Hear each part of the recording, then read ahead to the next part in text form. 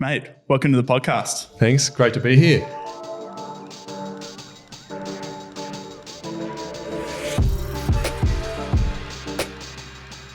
So I guess, look, simple start. Who are you? What do you do? Give us, I guess, the elevator pitch on you as a person. All right, the pressure. Yeah, mate. My name's Lachy Gray. I'm the MD and co-founder of an online learning platform called Yarno. Yep. That's on the professional side. The personal side, I'm a husband and father to two young kids. Awesome. Tell us a bit about Yarno. What's the story? You know, age of company size. What's happening? Yeah, so we're an online learning platform.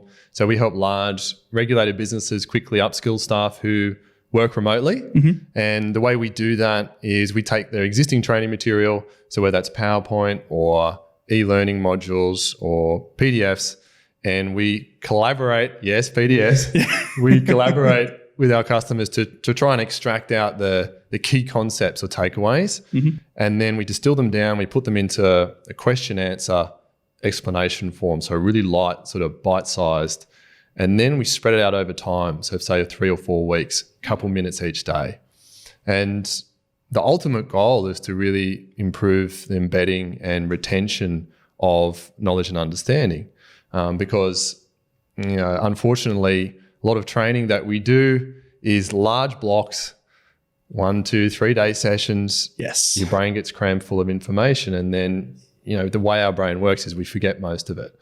So what we're trying to do is say, well, what are the key takeaways from that? Let's extract them out and then spread it out over time to hopefully, improve retention. So we've been going for 4.5 years. My business partner and co-founder Mark and I are best mates at uni. Worked in digital agencies, and then came up with this idea of kind of changing, I guess, how learning is presented, and it's been a bit of a roller coaster journey since then. I can imagine.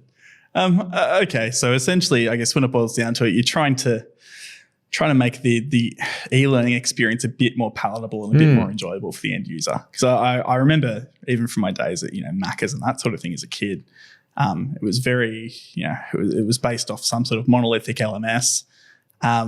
It was first day, your entire day, 8 hours is sitting in front of the back room computer, just pumping out Adobe Flash modules that are just like outdated and dirty. So the intention is essentially to move away from that model and make it a bit friendlier. Yeah, absolutely.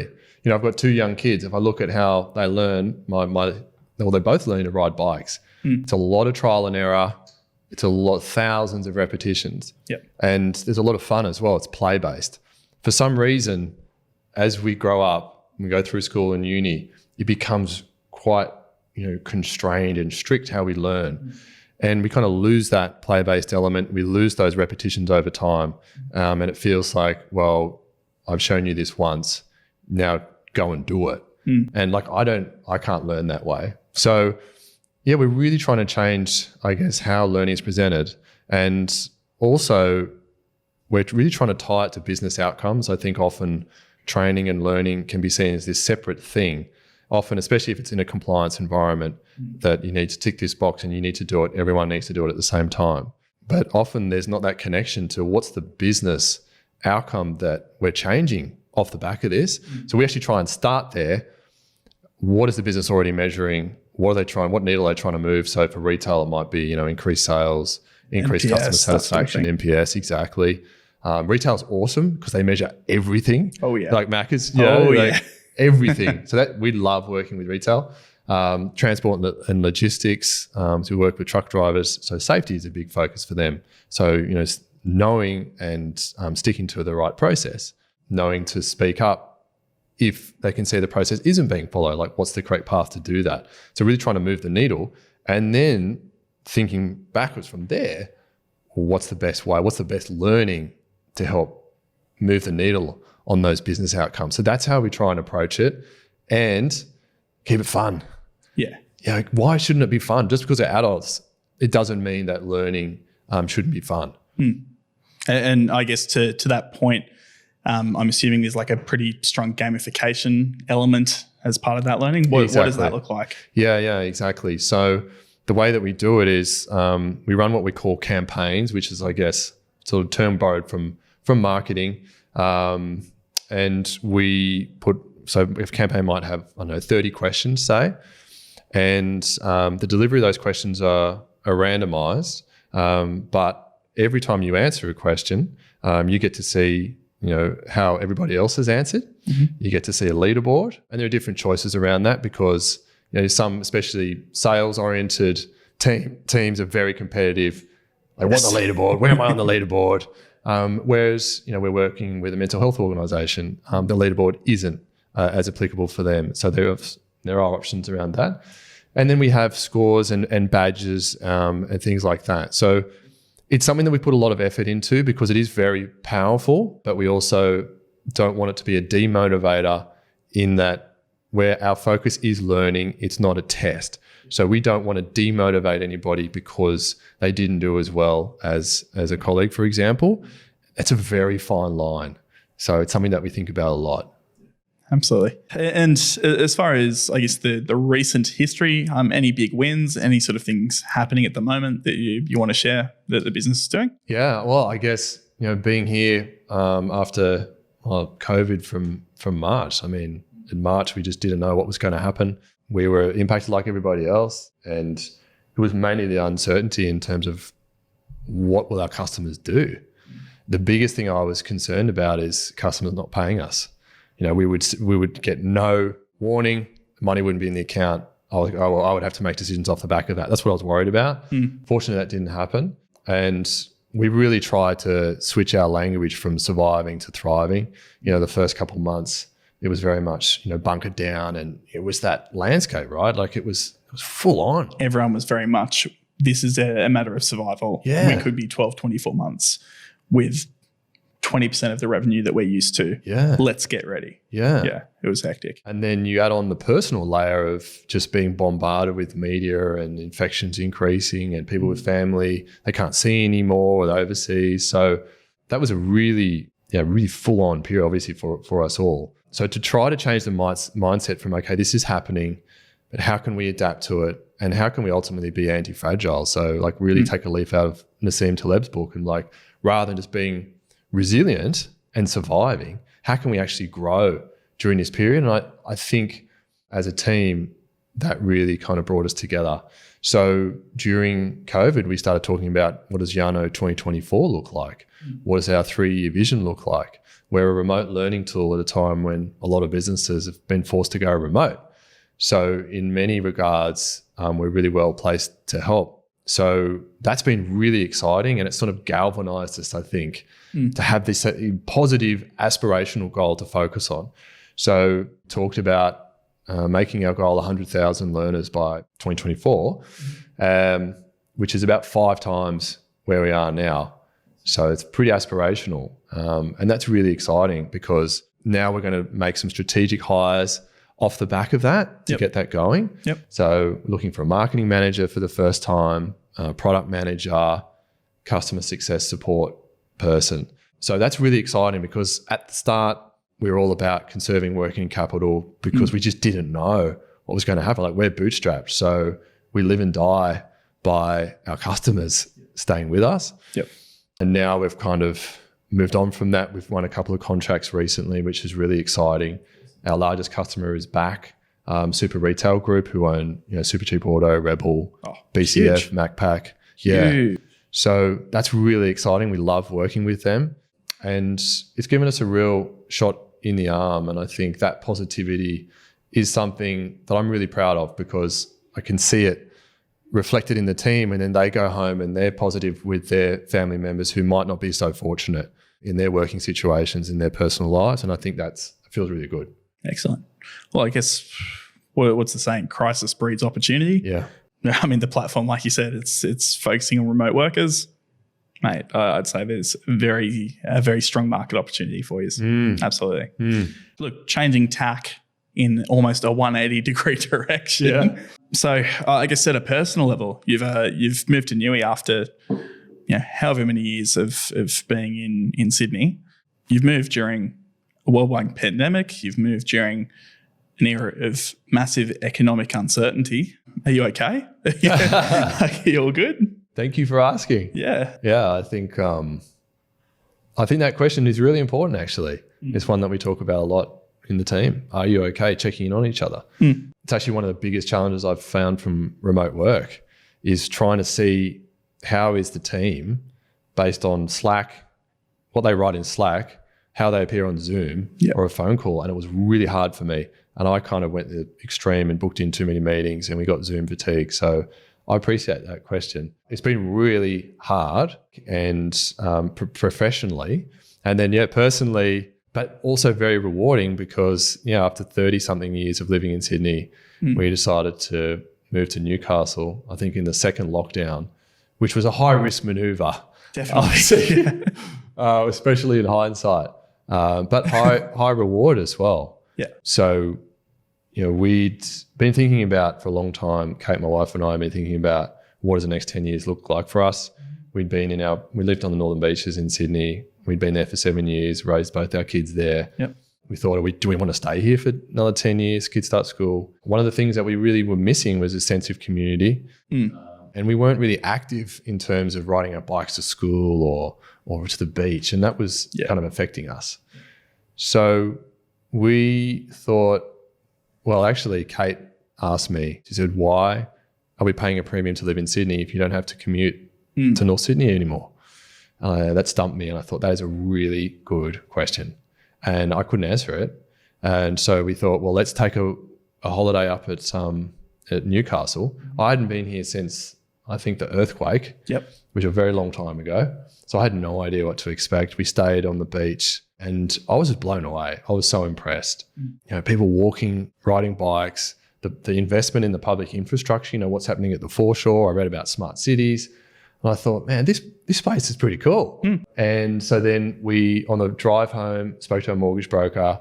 We listed our house within a week. We'd moved out of it into my parents' house, and we decided to just go all in and make the move. And I give a lot of credit to my wife for that because I thought, no, we'll just there's some nice houses that we like, but there's no rush. Yeah. And she's like, no, these houses don't come up very often. There was one in particular we liked. Yeah. Yep. So she said, we got to jump on it. I didn't like it at first, and she still pays me out about that. It's the one that we live in now. But we just decided to go all in, and it was extremely stressful because, with COVID, we didn't know what was going to happen.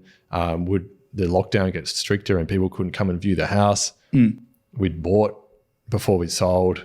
So we made that classic, I guess you could say, mistake. Yeah. I think it's a risk. Yeah. It's a learning. Yeah. It's a learning. Yeah. So it turned out well, but I'm under no illusions that it was very risky. Yeah, definitely a hectic move. Yeah. Yeah. And I guess the motivator you've already to an extent touched upon. I guess what made it happen now rather than in a year's time when theoretically we're a bit more settled and have a bit more economic certainty. Yeah. What was the push? It's a good question. I still ask myself that regularly because I don't think there's one answer. Okay. I think we'd been thinking for a long time about what does the next sort of 10 years look like for us? Are we going to stay in Sydney? Are we going to go? My immediate family were in Sydney. Kate grew up in Port Stephens. So it kind of made sense to be somewhat halfway between the two. The kids were starting school. So we thought, there's time pressure there.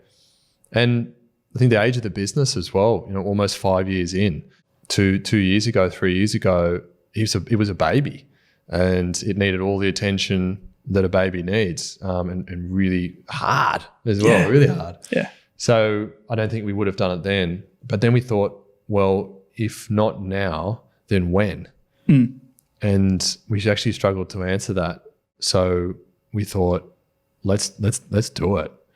Let's bite the bullet and do it. If we don't do it, we won't know. And fortunately, it turned out okay. Yeah. Well, for now. Yeah, so far. Yeah. Thanks for that vote of confidence. You'll be fine. As far as the options available, I mean, it kind of sounds like Newey was the option. Yeah. But did you do any sort of market research, well, if you want to use that term, as far as different options, as far as cities and that sort of thing, or was it just Newey or bust? It was Newey or bust. Yeah, in hindsight, perhaps I should have done some more research. But no, I mean, yeah, we had a good understanding of what our criteria were, why we wanted to move. And it's just one of those things, you know, like we weren't, even 6 months ago, we weren't thinking of moving. No way. And then we came up here and then all the boxes were ticked. And then it was a question of, well, why not? Yeah. I'd kind of always toyed with the idea of moving to the country. And I don't think I could really put my finger on why. But now after we've moved here, I think it was responding to the busyness of Sydney, right? Like it's a busy place. And just being in that environment, being around the traffic all the time. I'm a knowledge worker. I like peace and quiet. And I think it was affecting me, but I couldn't articulate it. Yes. And then when we moved, we spent some time in Newey and we spoke to people, and I think it's a less frantic pace and people are happy to have a chat with you. I just thought it feels good.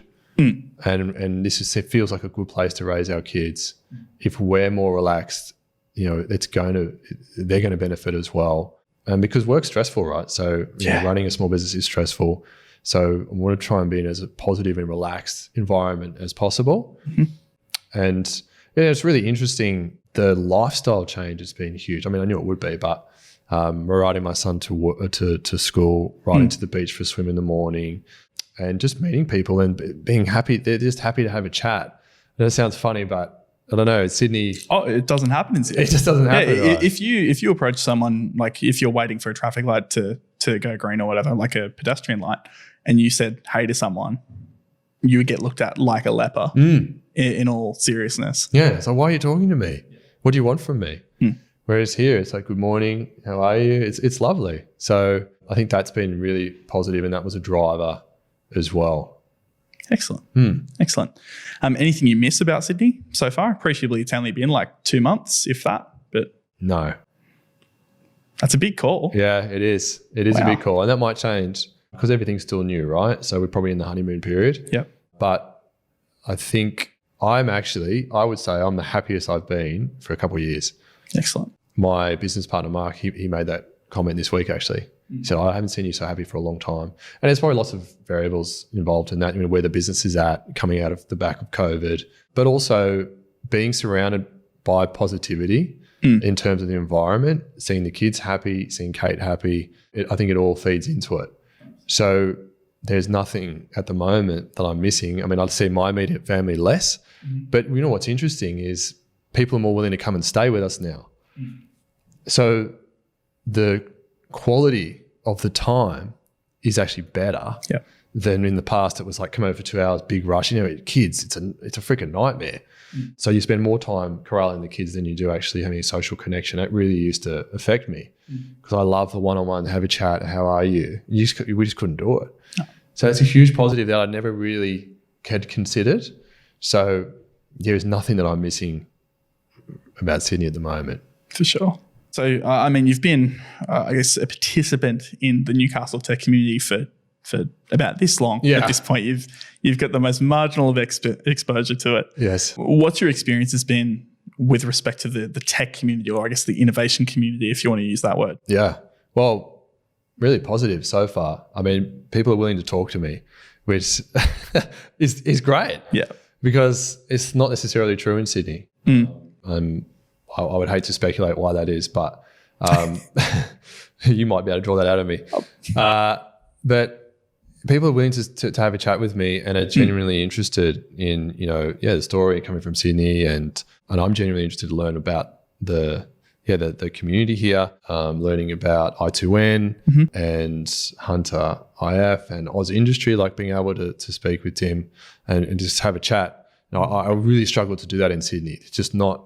I guess it's just so many people or businesses vying for that same attention, just not the same. I've attended a webinar, one of the I2N webinars. So I'm getting a really strong vibe already. I'm really looking forward to being able to catch up with people face to face. For sure. And which hopefully we can very soon. So initial impressions are, really positive. Yeah. Excellent. And I guess I was going to sort of ask, how does it compare to the Sydney scene? You've already, to an extent, touched upon it in that people are just willing to have a chat and be cordial, I guess. Yeah. But I assume you had decent exposure to the Sydney tech community in some way, shape or form. What sort of differences can you draw aside from the one we've already sort of touched upon?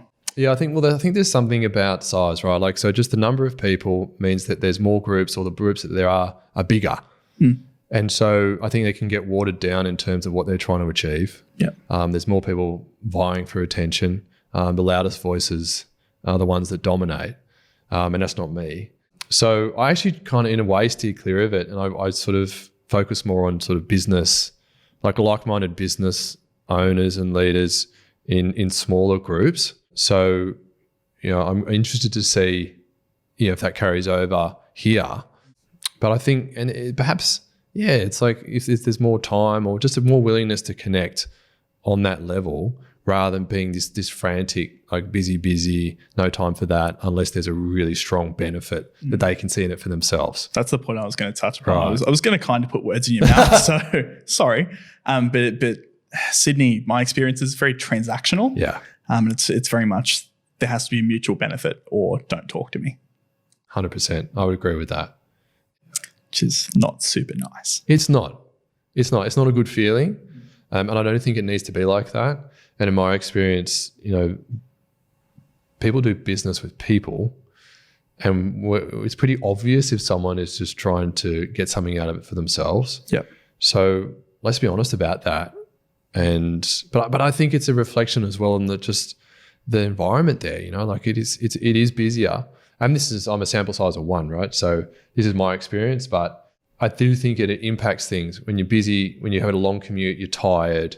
Yeah. You've got a lot of pressure, you've got stress, you've got a big mortgage. That all has to contribute in some negative way for sure. And I think the challenge sometimes is that you don't realize you're in it until you're out of it and you think, wow, like that's not healthy. And it's not to explicitly be negative about Sydney and the community exists, because Sydney's great. Like Sydney's a really nice place, but there's a certain pace associated with Sydney that I don't think is conducive to mental health realistically. If you have compounding effects such as running a small business, COVID, having kids, it can all become a bit much. And I think Newcastle, appreciably, it's a side effect of the population. It's a side effect of sort of the community that we have built up. But it's a bit slower. It's a bit nicer. It's just a bit more enjoyable.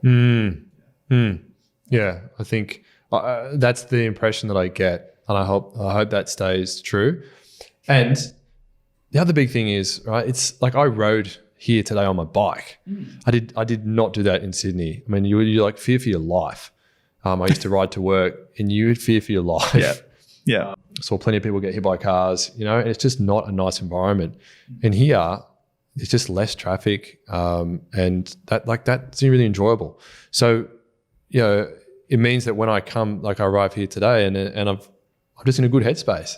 I'm not stressed. I don't have all this adrenaline pumping through my veins because I nearly got hit by a car. So, I'm interested to see if that holds true, and if that's the way that the business is done here because of the environment. I think it's a really positive reflection on where we live. For sure. Yeah. So we've been really relentlessly positive about Newcastle and the experience you've had so far. I don't want to pretend that it's all roses, because I don't think any place is. Every place has its drawbacks in some way, shape or form. Newcastle in general, Newcastle's tech community, etc. Is there anything that you've found is maybe lacking, or is there anything you're missing from Sydney that you'd maybe like to see a bit more of here? Well, it is early days, so that's a big caveat for me. What I hope to see is the connection between, I guess, startups and then scale-ups and then businesses that are a bit further along. And I think that labels can sort of cause trouble sometimes. It's like, I don't even know what a scale-up is, if we are one or not. Yeah. So instead, it's kind of like, well, matching businesses with each other based on where they want to go and what stage they're at. For a more mature business whose sort of growth phase is perhaps plateauing out a bit, and they're willing to share those experiences with the companies coming behind, is awesome. Because the startups requirements are different in my experience. Where we are now is very different to where we were 2, 3, 4 years ago, and the help and mentorship that we needed. So kind of matching businesses and business owners in that way, I think is really powerful. Because I've always got the most value from business owners who are, say, 5 or 10 years ahead of where we are, because it's quite close.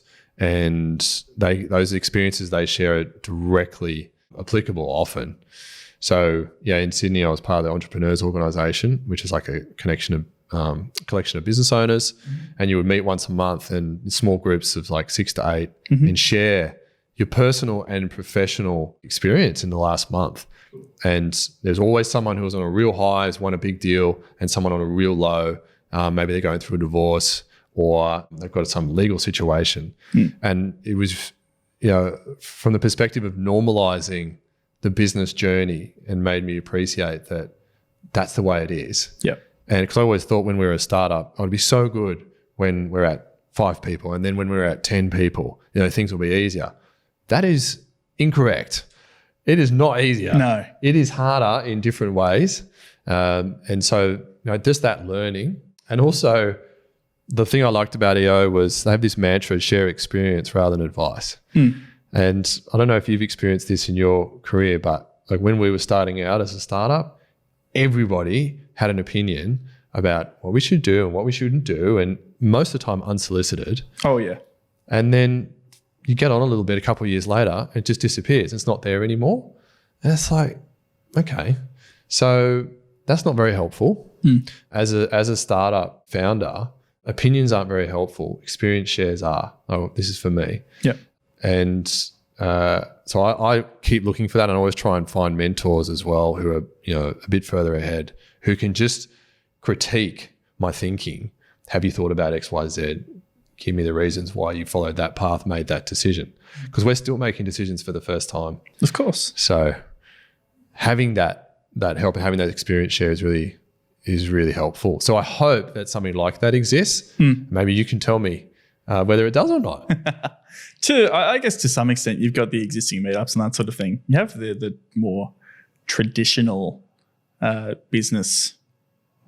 I don't know if you even call them meetups, clubs, luncheons. I don't know what terminology they use.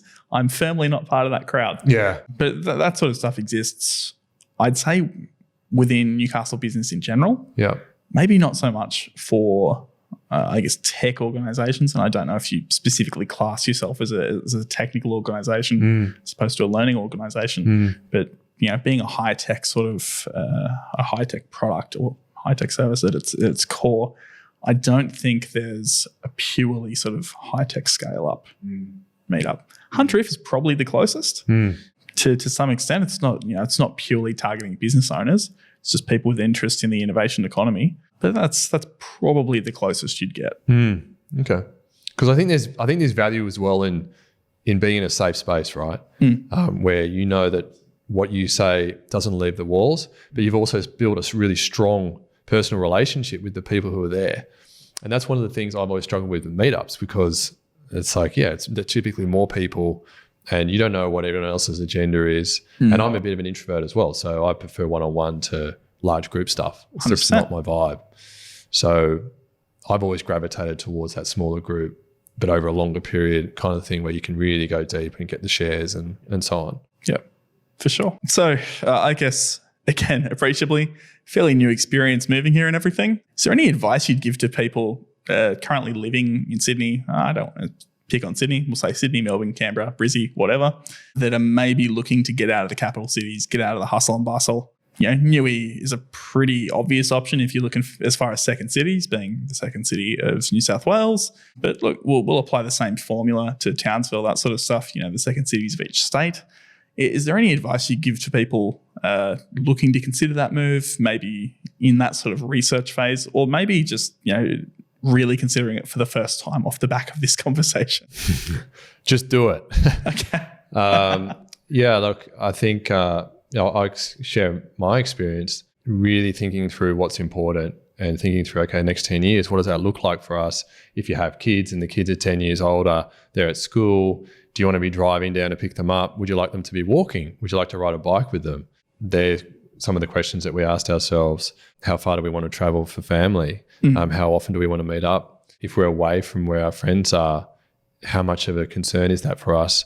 Or is it actually upside because when they come and visit and they actually stay with us overnight, and it's quality time. So thinking through questions like that, we took a holiday in the area where we were thinking about. I think that's really good. And if you're a knowledge worker and you can work remotely, work there for a week or two. Like, what's the vibe like? And I would try and go out of sight of school holidays, because I don't think that's necessarily realistic. Yes. Especially in COVID, where there's potentially more people traveling locally than there ordinarily would be. So like, what are people in the cafes like? Can you get around on foot? So for us, we're trying to stay to one car. So what does that mean? What does that look like? I need to be able to pick the kids up by bike. We actually bought a 3-wheel electric bike from a Newey company. Sweet. Called Tribe Bikes. It's really cool. Yeah. So the kids love riding in that. And speaking with people who have done the same thing. So we've had some friends who have done it, people in my business network who have done it. And it got to the point where everyone was so positive about it that we thought that it was a G up. Because no one had anything negative to say about Newey. They're just like, you have to do it. We're very culty. Very. Yeah. So that was probably the one downside. We're thinking, well, there's something that we're missing. Where's the catch? Yeah. Exactly. But we haven't found it yet. Not to say it's not there, but that happens after 12 months. That's when you learn. Okay. Yeah. All right. I'll hold you to that. It's probably not a bad idea doing like a 12-month sort of retrospective episode in the future where we'll just go, hey, you've been here for a year. Is it still good? For sure. One of the things, I'm really big on decision making. I'm always trying to level up my decision making. One of the things I do is write down, before I make a decision, my hoped for outcome or my assumptions. So I've done that for this move, and then I'll revisit it in 6 or 12 months. Awesome. And so we will see all those assumptions that I was mistaken about, but hopefully for good reason rather than poor. I think you'll be fine. I think you'll be sweet. Thanks, Liam. Okay, so I guess sort of wrapping up, where can people find stuff about you? Where can people find stuff about Yarno? Yeah, any sort of stuff you want to plug?